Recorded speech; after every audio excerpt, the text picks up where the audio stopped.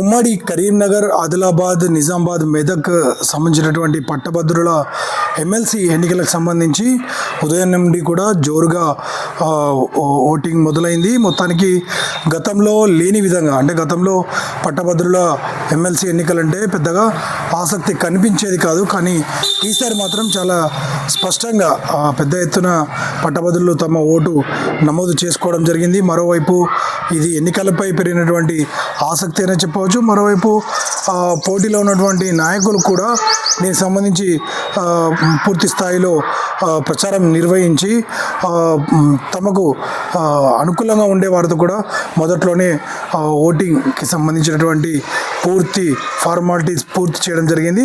So ఈసారి మాత్రం ఈరోజు జరుగుతున్నటువంటి ఈ ఓటింగ్ ఏదైతే ఉందో ఉదయం 8 గంటలకే మొదలైంది.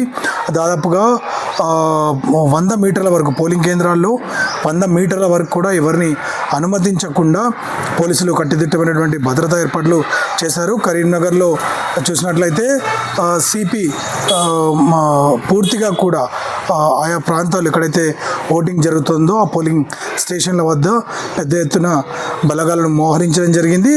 పార్టీల మధ్య ముఖ్యంగా పోటీ ఏదైతే ఉందో ప్రధాన జాతీయ పార్టీలు కాంగ్రెస్ అలాగే బీజేపీ అభ్యర్థులు ఇద్దరు కూడా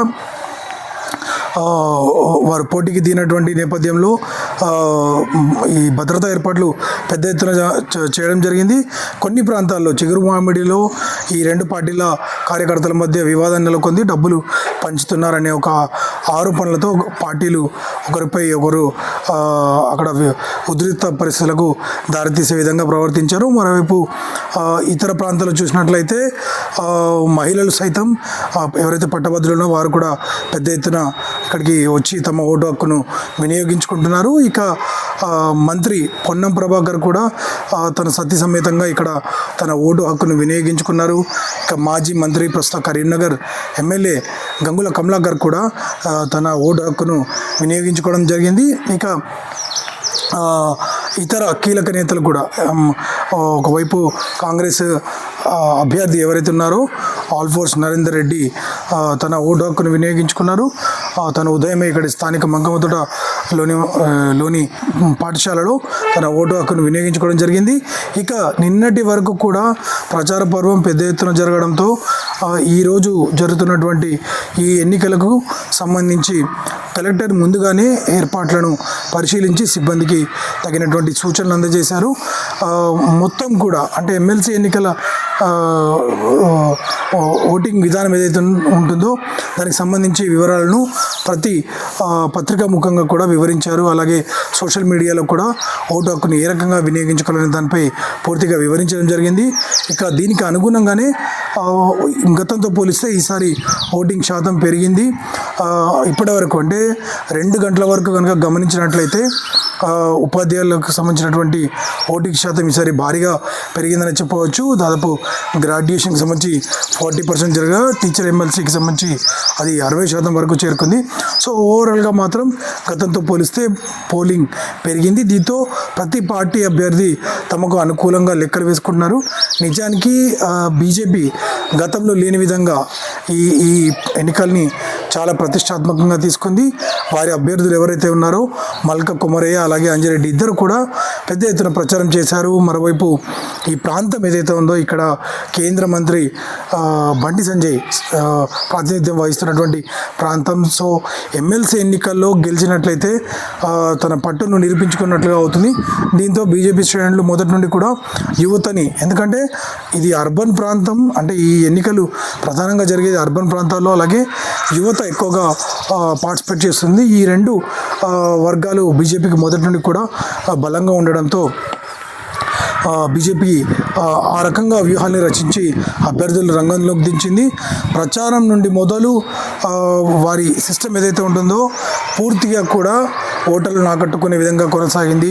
మరోవైపు కరీంనగర్లో మొదట టికెట్ ఆశించి కాంగ్రెస్ టికెట్ ఆశించి భంగపడ్డ ప్రసన్న హరికృష్ణ తర్వాత బీఎస్పీ నుండి రంగంలోకి దిగారు.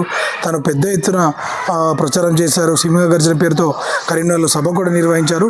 దీంతో ఇదంతా కూడా త్రిముఖ పోటీగా మారిన పరిస్థితుల్లో చివరకు గమనించినట్లయితే క్యాడర్ పరంగా గమనించినట్లయితే తిరిగి ఈ రెండు పార్టీల మధ్య అంటే బీజేపీ అలాగే కాంగ్రెస్ మధ్య పోటీ ప్రధానంగా నెలకొంది. అయితే ఏ అంశాలు అనుకూలం అవుతాయని చూడాల్సింది, ఎందుకంటే అటు కాంగ్రెస్ అభ్యర్థికి మద్దతుగా పూర్తిగా ఎమ్మెల్యేలంతా కూడా రంగంలోకి దిగారు. ఏకంగా సీఎం కూడా ఇక్కడ సభ నిర్వహించారు. ఇక బీజేపీ అభ్యర్థికి మద్దతుగా కూడా పూర్తిగా ఎంపీలు, బీజేపీ సంబంధించినటువంటి ఎంపీలు అలాగే ఎమ్మెల్యేలు కూడా రంగంలోకి దిగారు. సహజంగానే దానికి ఉండే బీజేపీకి ఉండే కార్యకర్తల బలం ఏదైతే ఉందో అది పూర్తిగా గ్రౌండ్ లెవెల్లో వర్క్ చేయడం జరిగింది. సో ఈసారి ఎమ్మెల్సీ ఎన్నికల్లో వచ్చే తీర్పు ఖచ్చితంగా విభిన్నంగా ఉంటుందని చెప్పవచ్చు. అయితే ఇక్కడ ఒక విశేషం కూడా గమనించాలి. గతంతో పోలిస్తే, అంటే గతంలో ఈ ఎమ్మెల్సీ ఎన్నికలు ఏవైతే ఉన్నాయో గతంతో పోలిస్తే చాలా ఖరీదైనవనే చెప్పవచ్చు. ఎప్పుడు కూడా ఇంత భారీ ఎత్తున ఖర్చు పెట్టినటువంటి దాఖలాలు కనిపించలేదు. అంటే ప్రచార శైలి పూర్తిగా మారింది. అటు సోషల్ మీడియాలో కావచ్చు, బయట కూడా హోరెత్తినటువంటి పరిస్థితి నెలకొంది. ఎందుకంటే దిగిన అభ్యర్థుల ఆర్థిక స్థాయి కూడా అదే రేంజ్లో ఉంది. సో ఓవరాల్గా చూస్తే ఈసారి ఎమ్మెల్సీ ఎన్నికల ఫలితాలు ఖచ్చితంగా ఒక నూతన ఒరవడిని సృష్టిస్తాయని చెప్పవచ్చు. ఎందుకంటే అభ్యర్థులు వారి బలం ఏదైతే ఉందో వాటిని పూర్తి స్థాయిలో వాడారు. మరోవైపు ఇద్దరు కూడా జాతీయ పార్టీలకు చెందినవారు కాబట్టి ప్రజలు ఎటువైపు మొగ్గు చూపుతారనేది మనం వేచి చూడాల్సింది. మరి కాసేపట్లో పోలింగ్ ముగుస్తుంది. గతంతో పోలిస్తే ఈసారి పోలింగ్ సరళి మారనున్న నేపథ్యంలో ఈసారి భద్రతా పరంగా కూడా చర్యలు పెద్ద ఎత్తున చేపట్టారు. ఈ బాక్స్లు ఏవైతే ఉన్నాయో వీటన్నింటినీ కూడా కరీంనగర్ పట్టణ కేంద్రంలోని అంబేద్కర్ స్టేడియంలో గల ఇండోర్ స్టేడియంలో హాల్లో భద్రపరచనున్నారు. దీన్ని స్వయంగా సిపి కూడా పర్యవేక్షిస్తున్నారు. ఓవరాల్గా ఈసారి చూడాల్సి ఉంటుంది తీర్పు ఏ రకంగా రానుందో. ఫణిరాజ్ ఫ్రమ్ కరీంనగర్.